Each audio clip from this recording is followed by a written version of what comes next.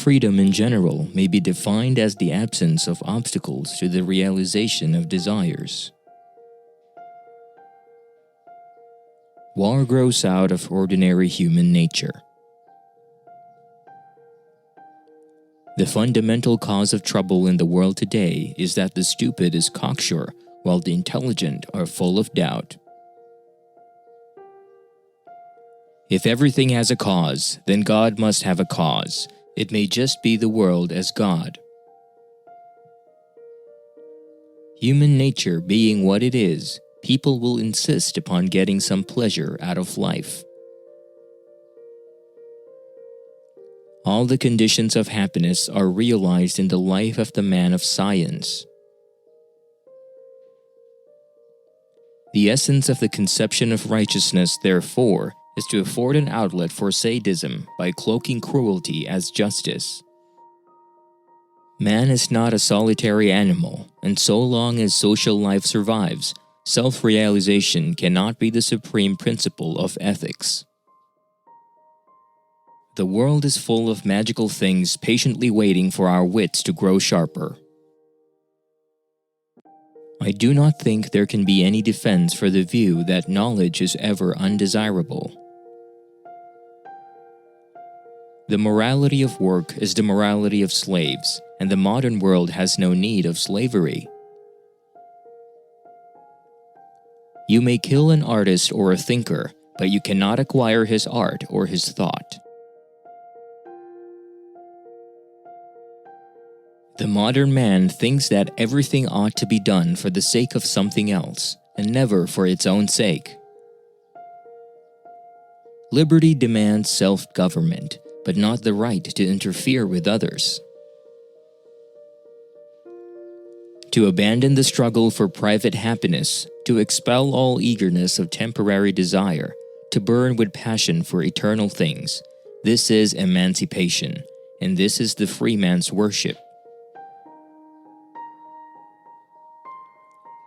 Knowledge exists and goodwill exists, but both remain impotent until they possess the proper organs for making themselves heard. Man needs for his happiness not merely the enjoyment of this or that, but hope and enterprise and change. A certain amount of boredom is essential to a happy life. He forgets that to be without some of the things you want is an indispensable part of happiness. If men would learn to pursue their own happiness rather than the misery of others, we can achieve a better life for everyone. Adopting this would help turn our earth into a paradise.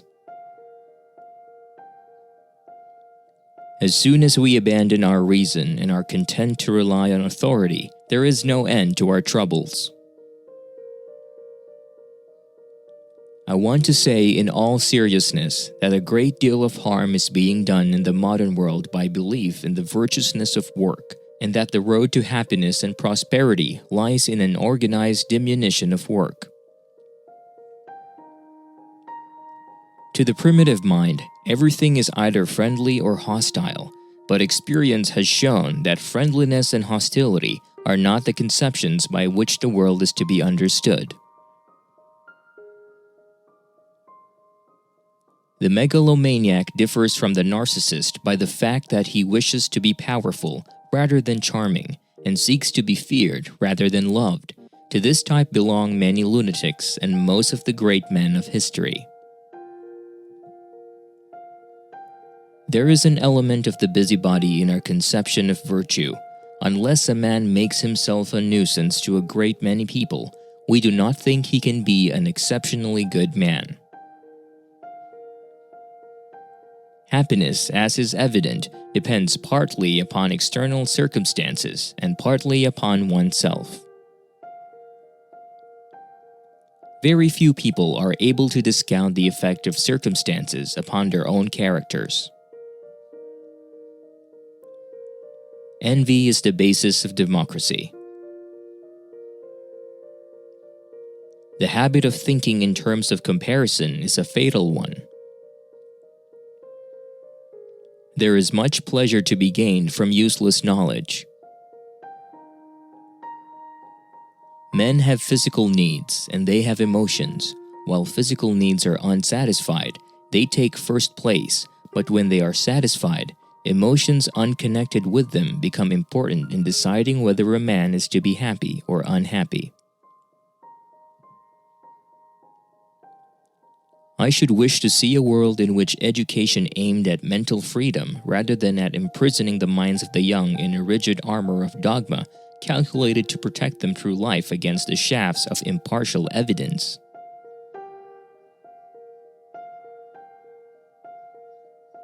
The luxury to disparage freedom is the privilege of those who already possess it. The objection to propaganda is not only its appeal to unreason, but still more the unfair advantage which it gives to the rich and powerful.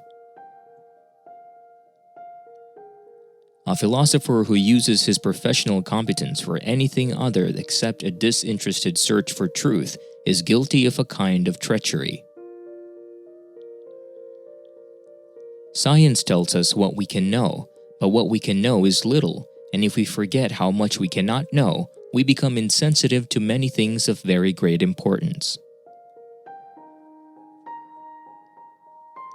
My own belief is that in most ages and in most places, obscure psychological forces led men to adopt systems involving quite unnecessary cruelty, and that this is still the case among the most civilized races at the present day. It is not my prayer and humility that you cause things to go as you wish, but by acquiring a knowledge of natural laws. Drunkenness is temporary suicide. The happiness that it brings is merely negative, a momentary cessation of unhappiness. To fear love is to fear life, and those who fear life are already 3 parts dead. So long as there is death, there will be sorrow, and so long as there is sorrow, it can be no part of the duty of human beings to increase its amount, in spite of the fact that a few rare spirits know how to transmute it. A mind perpetually open will be a mind perpetually vacant. The question is how to arrive at your opinions and not what your opinions are. We need a morality based upon love of life, upon pleasure in growth and positive achievement, not upon repression and prohibition. The true spirit of delight, the exaltation, the sense of being more than man, which is the touchstone of the highest excellence, is to be found in mathematics as surely as in poetry. Machines have altered our way of life, but not our instincts. Consequently, there is maladjustment.